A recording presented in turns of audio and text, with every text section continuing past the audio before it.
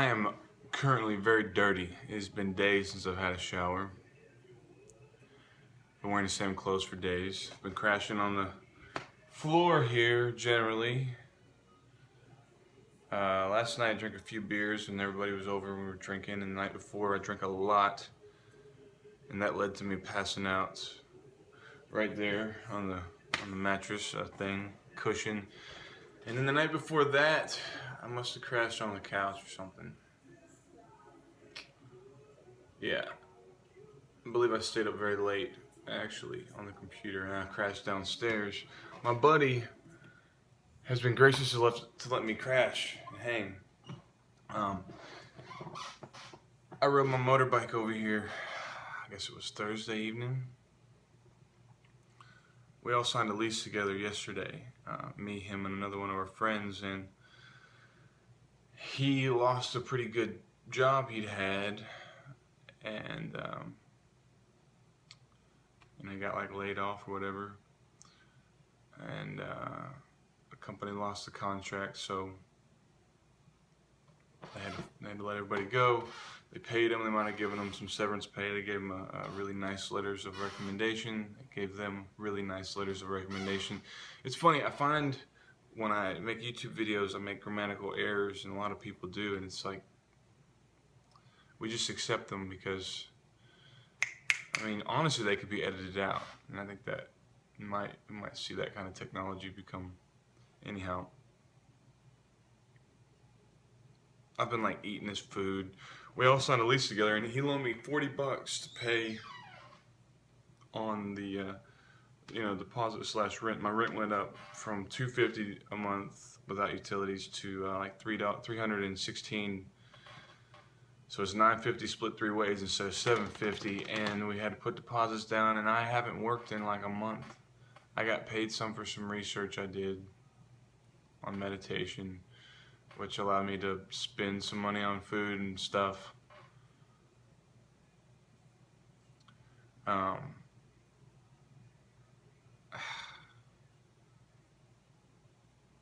They're at the movies. They went to see Independence Day, and I was looking for jobs last night. They all went out to eat at a restaurant, and I just stayed here and applied to like a million jobs. Honestly, maybe it was a couple dozen, but before we signed the lease, I was supposed to. I have a friend. She's a beautiful young lady, and we were planning on going swimming maybe, and I was really looking forward to that. And then she asked me yesterday afternoon if instead of swimming, maybe we just grab a bike because she had to hang out with family, and I didn't have any money anyhow. I was already freaked out. I was attempting to leave here, to go across town on my motorbike, which I couldn't keep the chain on from the motor to the rear wheel. It kept popping off. It's a really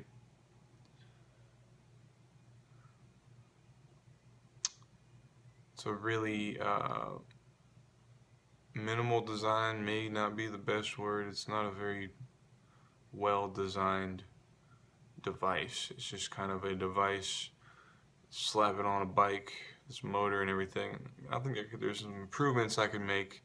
I'm obsessed with it. I love it. Honestly, it's maybe 50 pounds max, and I'm 180 pounds max, and I can ride it across town and just put, spoonfuls of fuel. And it's fun. Honestly, it's really interesting. I find it interesting for a number of reasons and fun for a number of reasons. I enjoy being exposed to air and the elements or whatnot. I mean, riding it in the cold and rain's a little bit shittier than riding it right now because it's fucking awesome outside, but I think most bicyclists and motorcyclists understand where I'm coming from here. And people with convertibles too. I mean, open door Jeep things like nothing else. This is cool. I mean, riding in a closed car is cool when it's cold and rainy, but when you're open to the air and you're moving like that, it's just beautiful. It's a beautiful feeling. It's a beautiful experience. It always seems to make me think about flying, which is something I've kind of been obsessed with since I was a kid. Um, and I would love to develop. And I guess there's already technologies developed, like hang gliders and things, minimal flying vehicles, minimalistic, minimal flying vehicle designs or whatever. But I rode it over here Thursday. It turns out, he'd lost his job and he seemed pretty bummed out about it. And it's amazing. I feel amazingly fortunate to be able to feel like I can comfort somebody, a friend. It's weird. These two guys are, I guess, pretty much my roommates now, but they're also people I consider friends. And I think about it not all the time, not always like this, but every once in a while I'm like, man, because we smoke ganja, all of us. And it's a beautiful thing. When we sit and talk or we sit and watch documentaries about Mongolia or whatever, and I feel like, man, we're idiots, but we're so smart, and it's so awesome to be a part of a group of people. I mean, it's a beautiful. Murfreesboro's kind of shitty, but it's also kind of magical. So, anyhow, Middle Tennessee. I'm super rambling here. I remember what I wanted to say now, too, because I was, they left me here to go see a movie and said, yeah, dude, just, you can look for jobs, maybe clean up and vacuum if you don't mind. And, I mean, I'm cleaning this place up. I found a buddy's passport. I found a packed bowl. I remember seeing my buddy lay down with it last night. And I'm like, man, is he ever going to get that and pass it? And we all ended up just passing out. And I question sometimes, are we really friends? Because organizations like Narcotics Anonymous make it in their information sometimes seem like it's not true friendship. And I wonder, I got one of our best friends is able to hook us up with ganja, and sometimes I think he probably hates it because the only time he ever hears from me is when I need ganja.